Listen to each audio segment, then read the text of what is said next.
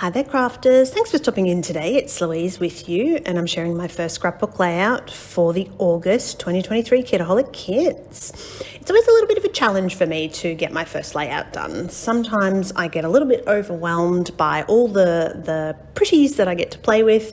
So sometimes the first creation that I make is more just about creating so that I can overcome that little bit of block.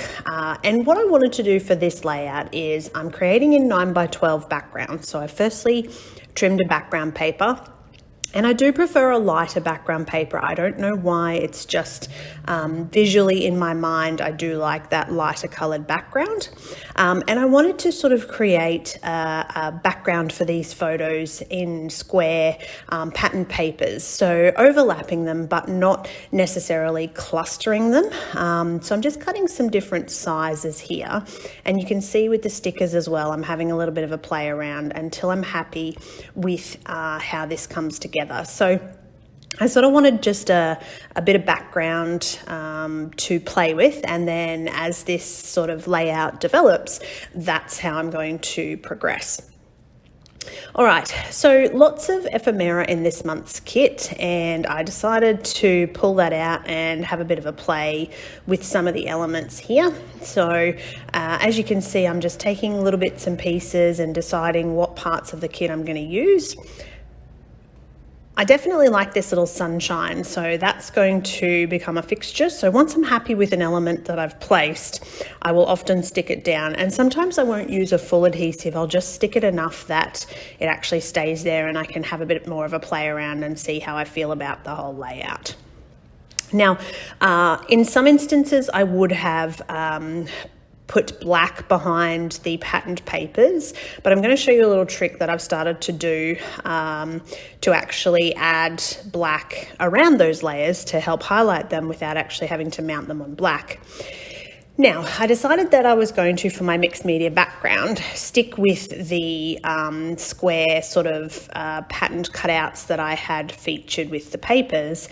And instead of making a mixed media background, which I would have done with splatters or stripes or circles, I cut this square, as you can see, out of just a scrap piece of paper. And I'm just painting a plain square onto my background paper.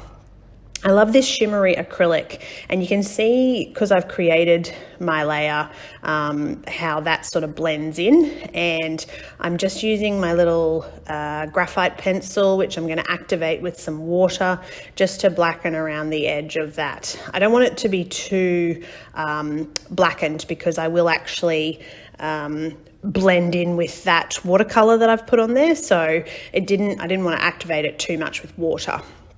Some little splatters, of course, to enhance the colour that I've added in the background. And I've kind of kept my splatters sort of in that top left and bottom right to actually just keep them a little bit separate.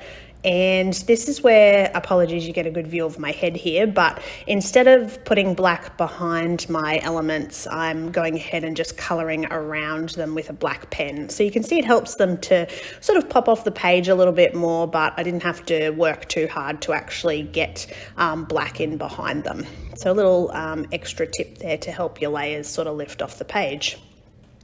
Now, of course, I've got lots of little splatters, so I'm going to enhance that just a touch more with some textural elements by using these enamel dots.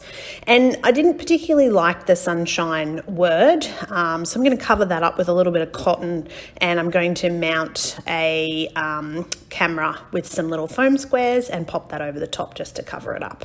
So I definitely had fun with this layout, even though I found it challenging to get started. I think that this is sort of something that's very different with the mixed media square in the background and the blackening of the edges and that sort of stuff. So the final thing I'm going to do is add my title, which is simply the pose, to remind me of this photo of my two boys, and they're standing pretty much exactly the same, looking in the same direction. So a fun little memory to keep, and I hope that that layout has inspired you. And if you haven't already, please make sure that you're subscribed and you've visited Kitaholic Kits.